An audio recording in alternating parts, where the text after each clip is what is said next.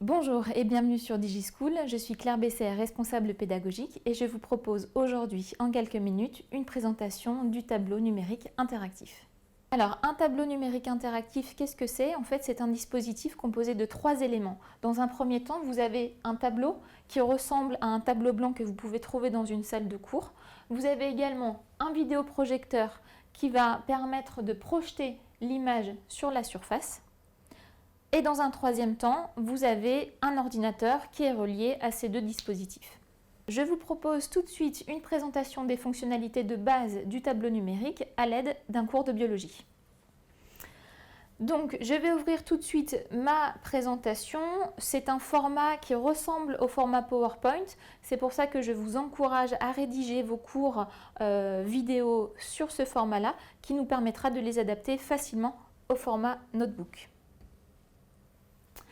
Alors voilà comment ça se présente. On est, comme je vous le disais, sur quelque chose qui ressemble fortement à du PowerPoint avec vos différentes diapos et différentes fonctionnalités que je vais vous présenter au fur et à mesure. Dans un premier temps, je vous propose qu'on se mette en plein écran, comme ça on se rendra un peu mieux compte du résultat final des vidéos. Donc il suffit d'aller sur cette icône et de cliquer sur plein écran. Donc on va commencer à parler par exemple toujours des aires motrices et messages moteurs. Je vous propose, comme je vous le disais, un cours de biologie. Donc je vais prendre le stylet, cliquer sur une des 4 couleurs qui est disponible. Donc par exemple je décide d'écrire en bleu et je vais noter biologie. Si votre écriture manuscrite n'est pas tout à fait à la hauteur ou si vous voulez un rendu un peu plus professionnel, vous avez un petit outil qui est assez sympa. Je pose mon doigt, reconnaître biologie et j'ai une écriture un peu plus standard. Je vous propose de passer à la deuxième diapo. Donc j'ai une petite barre d'outils qui se trouve en bas de la page qui me permet d'aller à la diapo suivante ou de revenir à la diapo précédente. Donc diapo suivante. Toujours avec mon stylet, je vous propose d'écrire en rouge cette fois, donc toujours le même. Je vais pouvoir annoter directement le contenu de chaque diapo. Donc par exemple, je vais indiquer qu'il s'agit d'une photo du cerveau.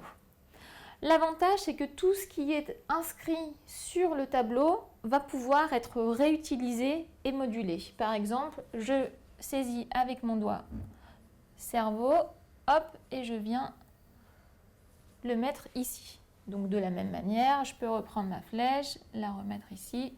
Voilà, tout est absolument modulable avec le doigt ou le stylet. Je décide de changer de couleur, je vais écrire en vert et je vais montrer à mes étudiants qu'il est important de bien situer voilà, cette zone du cerveau ici. Donc c'est pareil, je vais mettre attention, voir, cours. Voilà, donc on retiendra sur cette diapo l'utilisation des différentes couleurs disponibles. Vous avez une palette plus complète également, c'est dans d'autres fonctionnalités qu'on pourra voir un petit peu plus tard. On retiendra qu'on peut bouger chaque élément qui a été inscrit, de même que les diapos déjà existantes, les éléments déjà existants.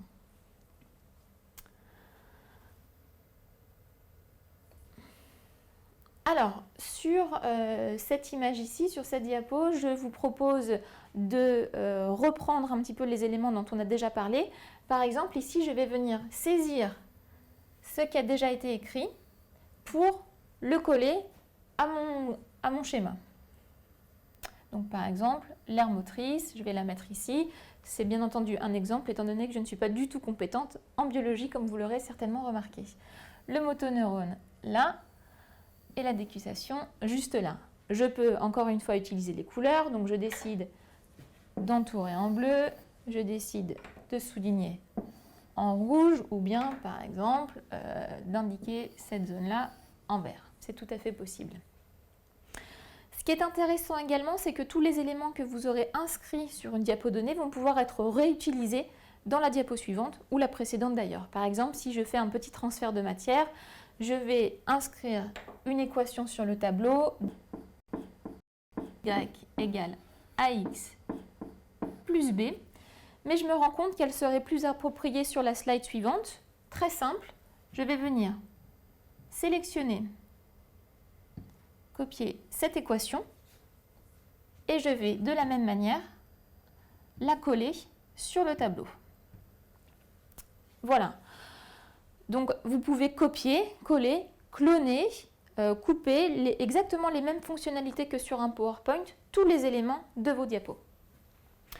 Je profite de ce tableau blanc pour vous montrer d'autres fonctionnalités intéressantes que vous pourrez utiliser pendant vos cours. Pour ce faire, je vais me remettre en format standard. Donc je viens cliquer sur cette petite icône-là et j'ai toutes mes fonctionnalités qui réapparaissent. Alors, ce qui peut être intéressant, hop, notamment pour les enseignants en mathématiques, ça va être tout ce qui concerne les outils mathématiques. Dans un premier temps, par exemple, je vais venir sélectionner la règle. Je peux la faire bouger, bien entendu. Et là, je vais resélectionner mon stylo et je peux tracer un trait. L'avantage, c'est que même si votre trait n'est pas sûr, le logiciel va automatiquement réajuster la ligne pour qu'elle soit parfaitement droite. Donc, je peux faire disparaître la règle. Hop, je vais la supprimer et je vais faire apparaître le compas que je peux déplacer. Je vais ouvrir mon compas et faire un cercle absolument parfait. De la même manière, je le déplace. Je vais pouvoir faire disparaître le compas en maintenant mon doigt appuyé dessus et cliquer sur supprimer. Je vais vous montrer quelques autres petites fonctionnalités dont vous n'aurez peut-être pas l'utilisation immédiate dans vos vidéos, mais puisqu'elles sont présentes sur cette barre d'outils, autant vous les présenter rapidement. Je vais pouvoir par exemple sélectionner donc, le stylo. Je veux écrire avec un trait assez fin de couleur violette et là je vais pouvoir utiliser mon doigt en écrivant par exemple DigiSchool. Quelque chose d'assez naturel aussi pour vous qui êtes enseignant, ça va être effacer ce que vous avez inscrit. Là, rien de plus simple, il vous suffit très naturellement de venir sur la surface avec votre poing, effacer ce que vous venez d'écrire. Très simple. Il y a également la possibilité de faire apparaître des figures géométriques. Donc pour ce faire, rien de plus simple, il suffit de venir cliquer sur l'onglet Figures géométriques, de sélectionner par exemple le triangle et simplement avec l'aide du doigt, je fais apparaître un triangle absolument parfait sur lequel bien entendu je vais pouvoir venir agir avec mon stylet. Donc je vais résélectionner le stylo, la couleur de l'encre par exemple noir et je vais indiquer les sommets du triangle. Toujours en cliquant par exemple sur rouge, je vais pouvoir venir indiquer les différentes longueurs des côtés. Enfin, si vous vous rendez compte qu'il vous manque un élément lors de votre présentation, que ce soit une image ou un graphique, il vous est tout à fait possible d'aller la chercher en direct sur Internet. Je vais vous montrer en quelques clics comment procéder. Il vous suffit d'ouvrir une page Internet, donc en cliquant sur l'icône qui est en bas, et de faire apparaître, une fois que la page sera chargée,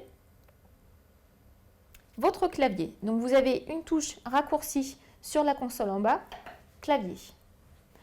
Par exemple, prenons une photo ludique si vous cherchez une image d'un chien. Vous tapez chien.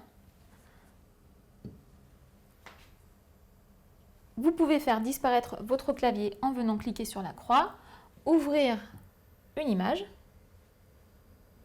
sélectionner celle qui vous intéresse et en laissant votre doigt quelques secondes, on va copier, revenir dans notre présentation. Donc là, par exemple, je vais avoir besoin d'une nouvelle page, donc juste ici. Toujours clic droit, je touche l'écran, coller.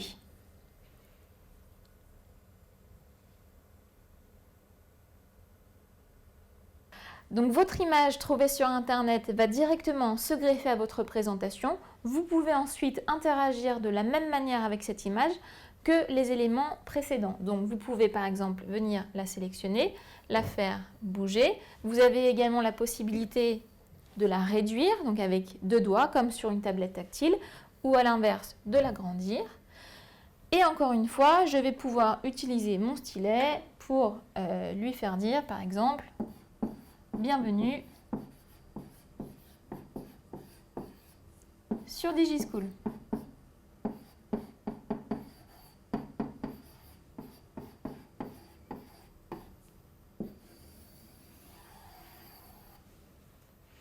Et voilà, comme vous aurez pu le constater, les fonctionnalités sont absolument énormes. Je vous laisserai vous les approprier au fur et à mesure de vos tournages vidéo et je reste bien entendu à votre disposition si vous avez la moindre question. J'espère que cette vidéo vous a plu et je vous dis à très bientôt sur DigiSchool.